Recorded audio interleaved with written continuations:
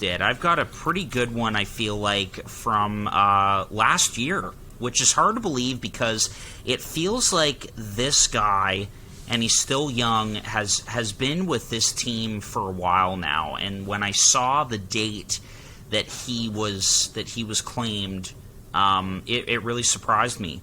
So I'm talking about Gustav Forsling of the Florida Panthers. And so I was driving home earlier, and I'm trying to just, I'm not on my phone or anything, obviously, and I'm thinking to myself, okay, just recently, think of a good one. And I'm like, you know what, I'm pretty sure Gustav Forsling was a waiver claim by the Panthers. Sure enough, he was, and that's so amazing. Pretty interesting to see, pretty interesting to see kind of his path. So he was claimed on January 9th of last year, 2021, of course. Again, here's another example of a guy that, could have been great for Vancouver on defense, funny enough. They drafted him in the 5th round in 2014, but he didn't play for them really at all. He played all of his games in Chicago until he ended up in Florida. So 27 points in 122 games with Chicago between 2016 and 2019. And then in that 19-20 season is when he really broke out. But it was in the American Hockey League, which was interesting. He had 26 points in 57 games with the Charlotte Checkers before being claimed. So then, January of last year, he gets claimed by Florida, and in that 2020-21 season, he fits right in. Pretty good production from a defenseman, 17 points in 43 games. Last year, 37 points in 71 games. So the production takes a huge jump. It's a career year for him. And this year he's already got 18 points in 29 games. And I know that the Panthers have been up and down. But man, thank God they got this guy to help them out on the back end, especially now without Mackenzie Weegar. He's turned into a solid top 4 defenseman. And he's only 26 years of age. They've got him locked up for another year after this one at a very good cap hit for them at $2.67 million. So, man, what a home run of a claim here by Bill Zito and the Panthers. And I got to tell you guys, I was really feeling good about this one, and I was really excited to share with you guys this one that just kind of popped into my brain and was like, I got to check this, but I'm pretty sure Forsling was a waiver claim by the Panthers, and it's just unbelievable because he's been a hell of a player for them. So, thoughts on this one, boys?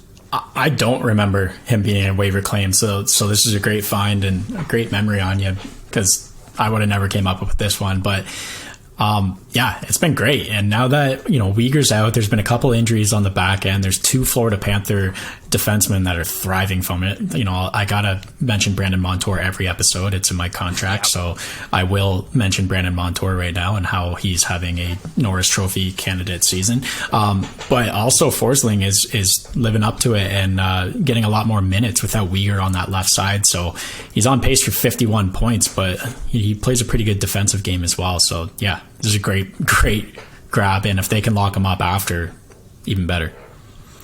Yeah, the first thing I thought of, Harp, when you were talking about a defenseman who was claimed by Florida recently, who was drafted by Vancouver, I was actually thinking of someone different. I thought you were going to say Ole Ulevi, because that was someone I considered as well, but he hasn't really panned out yet, and he's kind of bounced all over since then. But this is a really good pick by you, and what a fantastic waiver claim. We look at Florida's D right now, and imagine they didn't have him. First of all, they're not including Weegar in that deal to send him to Calgary. Not a chance, because without Forsling, that left side is pretty atrocious, not gonna lie. Forsling is right now, I'm just looking at the D pairings, and he seems to be paired with Ekblad on the top line. The second line right now is Mark Stahl and Brandon Montour, and then Josh Mahara and Matt Kierstead. So again, without Forsling, you've got a guy like Ratko Gudas out right now, but without Forsling, that back end is just not as scary at all And even with him, I don't think it's that scary. So it just shows how important he is to that team. And that's what I love about these waiver claims, because sometimes, you claim a guy and then you waive him a week later. That happens all the time. The first one that comes to mind for me is when the Leafs waived Adam Brooks. He was claimed by, I want to say Vegas or maybe Winnipeg, and then the Leafs claimed him back. And, that happens all the frickin' time. So if you're able to claim a guy and get value out of him, like another example I'm thinking of is when... Wasn't it Montreal, Brooks? Oh, maybe, but he's been all it around. Was. Anyway, he has played for a Western team that I can't think of right now. But you're right. He's with the Flyers organization now.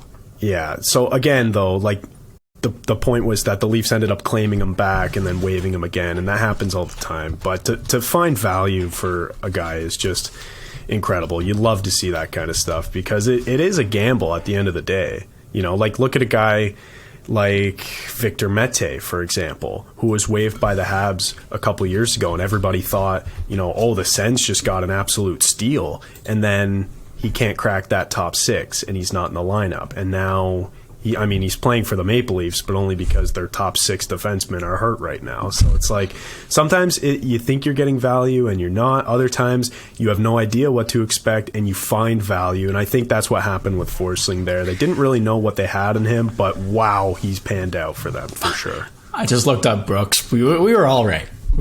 He went from Toronto to Vegas to Winnipeg to Montreal, something like that. So he was on all of the teams we mentioned.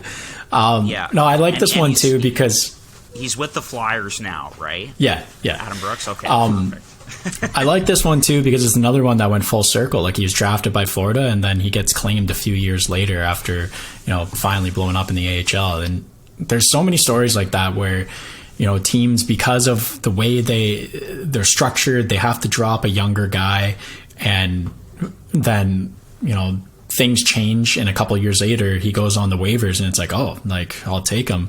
Not the same situation, but also last year was Nathan Bastian, who got picked by Seattle from New Jersey, and then played a handful of games, and then instantly put on waivers, and the Devils claimed him in a heartbeat because teams. It's the easiest move you can make because you're already familiar with the player.